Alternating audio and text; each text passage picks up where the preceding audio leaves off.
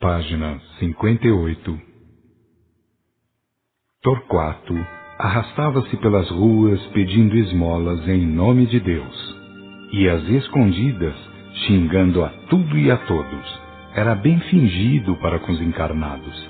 Sabia como enfronhá-los em suas artimanhas.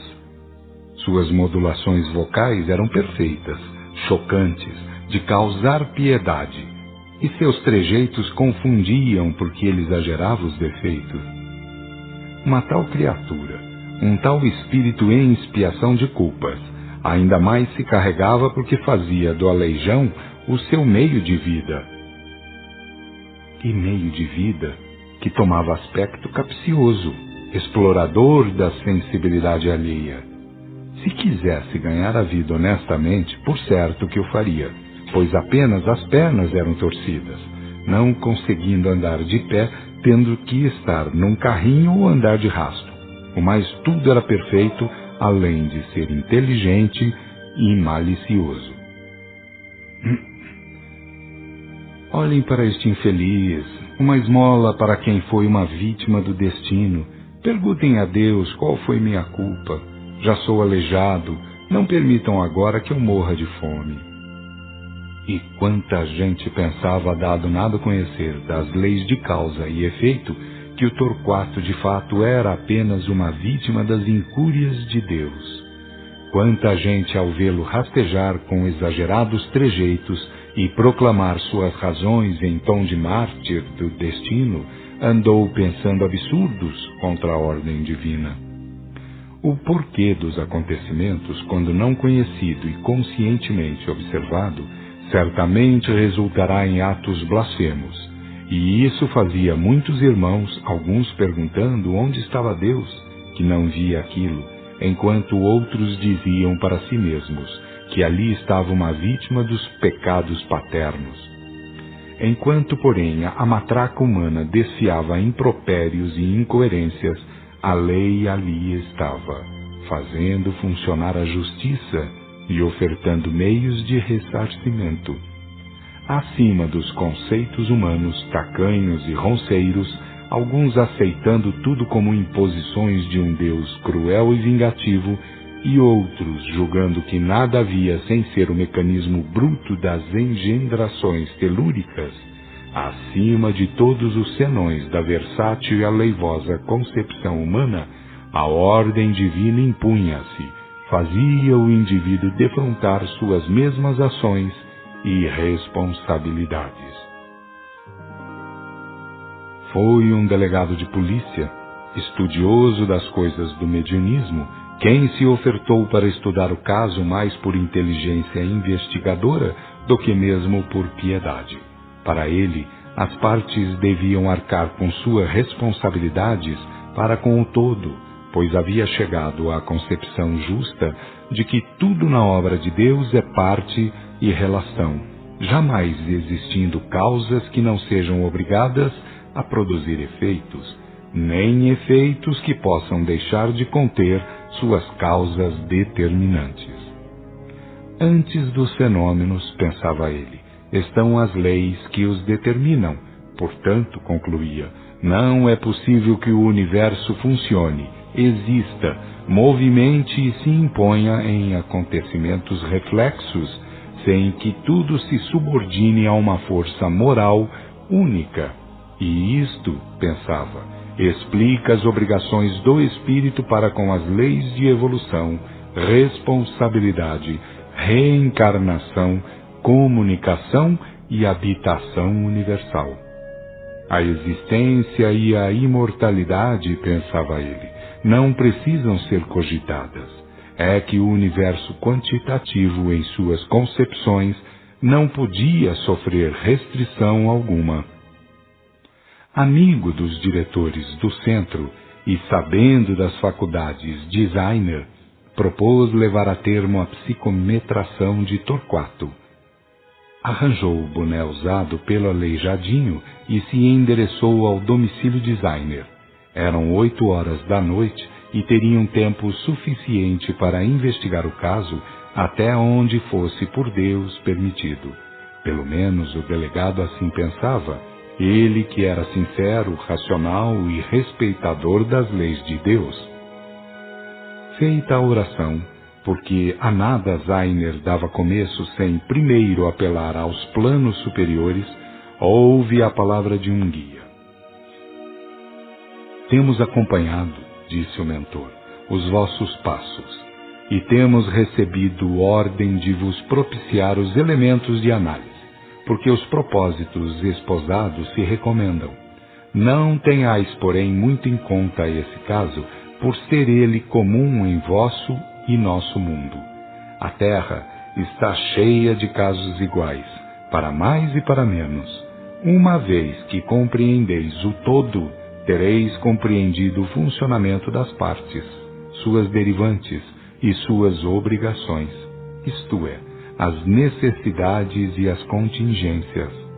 A verdadeira sabedoria reside, irmãos, no conhecimento da unidade divina, de onde tudo parte. Uma vez ligado a ela por origem, segue em si as leis de plano evolutivo e de finalidade. Sempre as causas, interveio o delegado, como agentes dos efeitos. E o mentor aduziu, depois de haver para o espírito a causa primária, ou Deus, que confere à criatura os elementos de existência individuada, movimento, evolução e finalidade, tudo o mais é questão de sintonização e aproveitamento natural das virtudes fundamentais ou congênitas. O restante, sabeio, é apenas parte histórica. No caso presente, por exemplo, o que tendes não é apenas um filho de Deus, um nosso irmão que não soube usar bem de si mesmo em seus direitos e deveres? Que fez ele de sua existência, do direito de movimento, da responsabilidade de seus atos e dos fatores consequentes em geral? Não sabendo tudo, talvez sobre as leis de origem, plano evolutivo e finalidade, caiu em graves faltas e deve resgatá-las. Assim o entendemos, uma vez que em Deus não podemos admitir falhas quaisquer, intercalou o delegado. O mentor prosseguiu. Justamente, e tereis, como disse, a criatura, suas validades e deveres e seu histórico. Torquato é, assim sendo, um filho de Deus que se desarmonizou, que se tornou revel à lei de Deus, ao plano fundamental de harmonia. Deveis saber o que realmente representa a lei de Deus como reflexo intelectual da fundamental lei de equilíbrio. Uma vez que haja transgressão aos mandamentos, teremos validado a lei de equilíbrio a reagir, e a sua reação é conhecida como justiça divina. Sabendo-se, pois, que cada filho contém tudo em potencial, isto é, que é herdeiro das virtudes divinas, aí teremos que ele, o Filho de Deus, através de suas mesmas obras, conscientemente ou não, aciona a lei e a justiça. Vede bem, portanto, que Deus nos fez semideuses, como disseram os profetas e como Jesus ratificou totalmente. É maravilhoso, disse o delegado, saber que somos herdeiros naturais de tamanhas virtudes. Que mais poderemos querer para nos tornarmos luminosos e gloriosos do que trabalhar pela elevação íntima? O mentor endossou. Eis aí os elementos, o movimento e a finalidade. A questão é que, irmãos, durante a caminhada acontecem acidentes vários. Entre outros, sabeio, acontecem os desvios doutrinários, as falsas doutrinas, os ensinos que desviam e truncam a marcha natural por ensinarem idolatrias, superstições, ações blasfemas, apostasias e mercantilismo em nome da fé. Torquato, por exemplo, foi um oficial dos cruzados, alguém que fez da lei de Deus objeto de contradição e escândalo, de mistificação e crimes hediondos. Ora, como temos ordem de afirmar sem recear o que quer que seja, quem contrariar a lei de Deus, por pouco que seja, por esse pouco terá que responder, no espaço e no tempo, e através das vidas, porque estamos dando cumprimento aos ensinos do Cristo planetário, daquele que, por ser apresentado como divino modelo, deve ser tomado como exemplificador da lei. Se tendes uma religião, ou pretendeis ter uma religião, vede que ela contém a moral que equilibra, o amor que sublima e a revelação que adverte, ilustra e consola. Se a vossa escola religiosa escandalizar a um desses sentidos da lei, pois a lei de tudo contém em fundamentos, podeis saber que dareis com os costados em maus lugares. Não digais, Senhor, Senhor, pelo fato de terdes uma religião. Procurai saber antes se a vossa religião está conforme a lei de Deus. Porque ninguém irá encontrar o Cristo, meus irmãos, fora da lei de Deus. Houve silêncio por alguns segundos depois das últimas palavras do mentor, e a seguir Zainer passou a relatar os quadros que foi observando. Vejo Torquato a se arrastar pelas ruas. Observo que é diferente, que em toda sua mente há malícia, há fingimento. Parece um artista, toma caracteres em duplicidade, faz questão de impressionar ainda mais os transeuntes. Passa agora para a infância, vai regredindo, regredindo. Tenho pela frente o velho, a vida anterior, ainda um aleijão, porém muito mais aleijão. Santo Deus, como é tremendo o seu aleijão debaixo dos farrapos que veste. Zainer estava atônito, suava e tremia, porque o aleijão irradiava muito mal. A seguir, depois de breve pausa, continuou. Agora é um bandoleiro, cerca nas estradas e mata. Um homem que parece jamais ter tido coração. Vai regredindo, regredindo, regredindo. Vejo-o como navegador, um pirata, um salteador. Comanda um bando de celerados, pratica pilhagem e não teme a Deus nem aos homens. Zainer caiu para trás, ficou imóvel, porém respirando profundamente. A palavra do mentor fez-se ouvir observando. Para que prosseguir, irmãos? Não tendes aí o retrato histórico do infeliz que rasteja pela vossa cidadezinha? Não compreendeis que a teratologia começa no plano moral da criatura?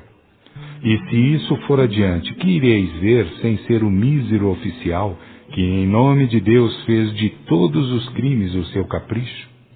E indo além, mais para os seus confins históricos, que ireis encontrar sem ser o espírito a subir na ordem dos reinos e das espécies, como é ordinário? Ouvi, portanto, as palavras do Cristo. Dai atenção a quem viveu a lei e derramou sobre a carne toda a graça da revelação. Extraí boas lições do banco educacional que é a vida de cada dia, de cada minuto. Estava fim da aula. Estava psicometrado o homem que se arrastava pelas ruas da cidadezinha e se fingia de vítima do destino ou das falhas de Deus. Estava fotografado o homem por cujos crimes acobertados aparentemente pela reencarnação, alguns aprendiam a perdoar e outros conseguiam conquistar elementos de prova para duvidar da soberana lei.